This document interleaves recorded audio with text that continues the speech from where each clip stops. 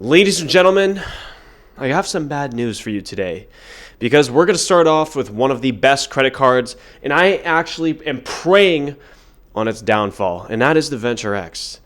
Ladies and gentlemen, this card is going to become the absolute worst card of 2024 by the end of the year. You want to know why? Well, it's going to get a huge annual fee increase, and it's going to have a huge authorized user increase, as well as a $50 charge on Priority Pass guests. Yes, I said it myself, guys. I am the Venture X hater, okay? I might be the villain of the credit card market now. You got to be careful. But hey, that Venture X, guys, things can't be too good for too long, you know? It's a loss leader for sure. It's a loss leader. Maybe it's going to start making some losses on Capital One's balance sheet at this point. Hey, they got to make a change, and it's not sticking around for much longer. So get it while you can. Another interesting thing that I believe is going to happen is flexible currencies. They will dominate. They are going to continue to dominate the market, guys. That is your membership rewards, ultimate rewards, Capital One miles. Yes, they are way better than airline credit card miles and all that. Dude, who goes for those anymore? I mean, American Airlines, I haven't thought about the United Explorer card or American Airlines Advantage cards in years, dude. Like, those cards suck now, and being a loyalist to an airline, I mean, come on, man, you're not getting anything. It's about the flexible point currencies in 2023, and it's going to be about it in 2024 as well. I think that Built is going to become an even stronger transferable point currency. I think that card is going to get even better, and the Built ecosystem is going to push and challenge membership awards points and ultimate awards points. But it's not going to be the only one challenging these big dogs, okay? We got a new player. We got a new player entering the game, and it's on my radar. It's Wells Fargo. Yeah, Wells Fargo. Who thought about Wells Fargo? They were the one that was screwing us all over, and now they're here to take some market share back and be like, we're sorry. You know what? We got something. To bring to the table, and we're going to show you what's up. They're going to tell us, okay, we're going to show. I don't know what I'm saying. Guys, Wells Fargo's coming to the table, okay, and they already have pretty decent credit cards with the active cash 2x back and everything. If they get some pretty good transfer partners, oh man, these big guys are going to get a run for their money. They might get transfer partners from the Built card, which it's possible, but I'm not really sure because the Built card is a Wells Fargo card if you didn't know that. So that's kind of why you might see other people mention it, but we'll have to see what Wells Fargo does, but it's going to be pretty exciting. Another interesting thing that I think is going to happen in 2024 is more branded lounges, okay? It's not really a thing I think. It's probably just going to happen. It's already happening online, but yes, Sapphire lounges are rolling out. Capital One lounges are rolling out. More Centurion lounges are rolling out. Who knows? At this point, Built might start creating their own lounges. Wouldn't that be crazy? Oh man, that would be crazy. But yeah, I think that's going to continue to trend, continue to go on. With all these new lounges, there's going to be an increase in exclusivity. Yes, an increase in exclusivity. What does this mean? Well, guests, they're going to be harder to bring in. It's going to be harder to bring your guests in because finally, guys, we are going to fight the overcrowding issue with all these lounges, okay? Priority Pass is going to decline as these in-house lounges are going to increase in count. There's going to be more, and they're going to be better. Priority Pass lounges are going to struggle. Priority Pass itself, I don't think Priority Pass is going to be very good. It's going to continue to get worse. As of now, Priority Pass feels very oversaturated. If you go up to a lounge and try to get in with your Priority Pass, they might just turn you down because it's too full, or they might be saving your spot for someone flying business class or someone with a higher status.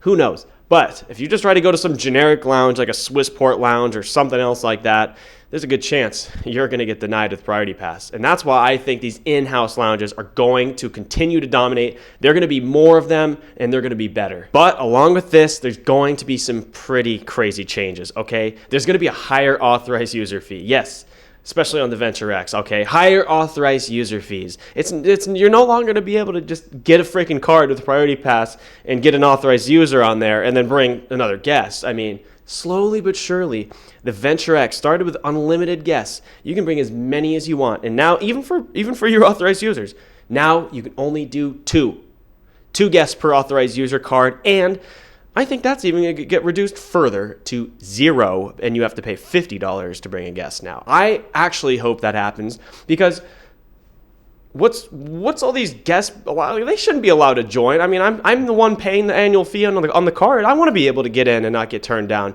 and that's a problem with today. Already now, the Centurion Lounge is at $50 per guest, and that's with the main card holders. I had to say, hey babe, you need to go to your Priority Pass lounge while I get an espresso martini in my Centurion Lounge. I'm just kidding, guys. Well, actually, I'm not. But yeah, that's what's going to continue to happen, guys. You can't bring everyone in, you know? It's going to be too crowded. It's already so crowded. The good thing about this change is that not only are the authorized user fees going to increase, the bonuses are going to increase even further, guys. I think bonuses are going to be better than ever in 2024. I just found the 150K offer on the Amex Platinum and the 90K offer on the Amex Gold literally today, in January 2024, just messing around. I still can find them. I still think it's going to be a good year for bonuses. They're going to be higher than ever. I'm talking 90K on the Ink cards, 80K on the Chase Sapphire Preferred card, maybe 80K on the Chase Sapphire Reserve. Wouldn't that be sick to come? Who knows what's going to happen? And don't forget about the Marriott Bonvoy Boundless 5 free nights bonus, as well as 170K IHG rewards bonus.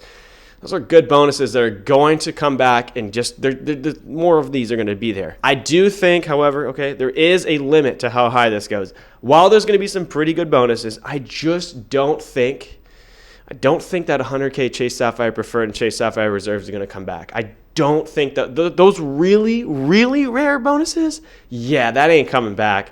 And it ain't coming back for a minute, bro. I'm telling you, probably never. I mean, who knows what's going to happen? I don't think those are coming back. But you know what is coming back? Lots of credit card debt, guys. Woohoo! Something to celebrate today. I love spending money, and you probably do too, because you like credit card videos. Hey, actually, no you don't. You like to spend money that you would have already spent anyway, right? That's the whole point of the game, right? Well, that's what I do. You probably do too, but a lot of people don't. And they love credit card debt. Oh my God, people are like, yo, oh my God, there's another fly. People are like, yo, let's take a trip somewhere and go crazy. Like, freaking screw it, dude. Like, whatever, bro. Yeah, credit card debt's out of control. Groceries are out of control. Rent's out of control.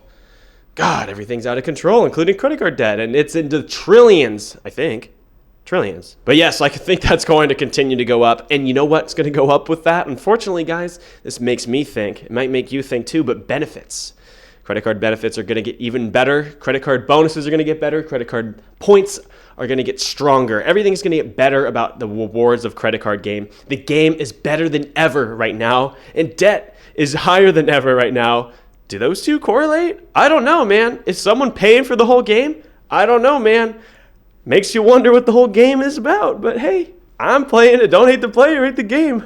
Okay, guys, that one was a little crazy. I know. I hope debt goes down, but we'll have to see. But you know what's not going down anytime soon is your 2x back cards. Yeah, guys, 2x back. We got a new standard in the game. Isn't that nice? Remember when 1.5x back was the good old standard on the Freedom Unlimited? God, if Chase could just figure it out and get that up to 2%, oh my God, wouldn't that be good? Wouldn't that be fire? I would really use the Freedom Unlimited again all the way for more stuff.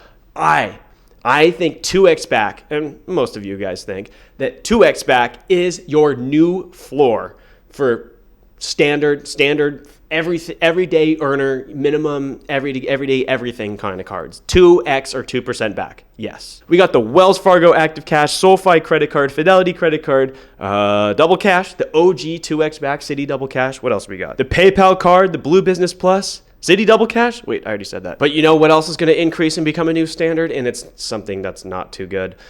More credits. More tough to use credits. So annoying, dude. Oh, man. The whole game is just getting bigger and bigger. And you know what's going to get bigger and bigger? Is these freaking monthly credits, dude. I mean, everyone's saying this in the game, in the whole prediction right now. Oh, man. There's going to be some new monthly credits. That Amex Gold credit card is going to go from $250. Isn't it going up to like $295? It might be good $250 to $350, something like that. And there might be some annoying $5 credit. There's going to be more Instacart, DoorDash, freaking this. You know, Stan the credit frog said McDonald's or something like that, like Panda Express. Like, it's just some junk credits, bro. It's going to be annoying, but we're going to have to hold on tight and sit back and enjoy the ride. So I got to make sure you're subscribed to the Jake Mercury YouTube channel, because we're going to cover all of it all the way through 2024. 3 videos a week, guys. 3 videos a week. We're going to do that. We're going to do that, okay? Keep going. All right, so it might be frustrating that we're going to have a lot more credits for more stuff we're not going to use, but the good part is that cards are going to change and the way we use them is going to change. I mean, I think the tap to pay is going to be completely standard, as it already is almost across every card that's new. I mean, I actually have the built MasterCard without the tap to pay, and I thought it was tap to pay, but I got it right before they changed it. I think in 2024, all cards will be tap to pay, or maybe 95, 99. And here's a big one. Here is a big one, okay?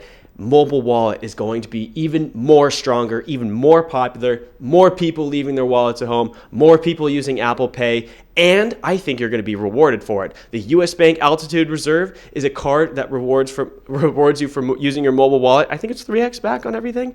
And the Discover card, right? The Discover It card. I think there's going to be 1, 2, 3 more cards that are going to add mobile wallet. Wouldn't that be sick? Man, then you could just use that as your main thing, and who knows, we might not even need 2x back on everything if mobile wallet can be your daily driver. That would be awesome. Another physical change with credit cards is going to be removing those stupid numbers, dude. The stupid embossed numbers. How many times have you guys put tape over your credit cards to try to show it on camera? Well, probably most of you haven't, but for my credit card YouTubers out there, dude, it's so hard to hide the numbers, and I think they're not even useful anymore. Yeah, you used to do the paper and put the thing to scrape it so it would imprint on the carbon paper. Dude, I mean, I'm 24, bro. I have never ever seen that, and apparently that was the 80s and 90s. That was 20, 30 years ago. I mean, sorry, I'm not trying to make you guys feel old, but yes, we don't need that anymore, and it's annoying. And it makes annoying imprints on my leather wallet that I can literally read the numbers on because it's so imprinted, until I lost that card and had to put a new one. And then now it just looks like a bunch of mumbo jumbo, but it's probably better for my security, I guess. This is my SoFi debit card. I don't want to freaking cover anything up. Look, it's probably cheaper to not have to switch around all those imprints and put all the numbers, imprint them like this Chase Freedom Unlimited. I'll try to show you. This is deactivated, but I still am a little scared. Here, I'll show you the first 4. Look, this right here, so annoying, bro. This is so annoying. Can we please get rid of this? It's just annoying. It's probably more expensive.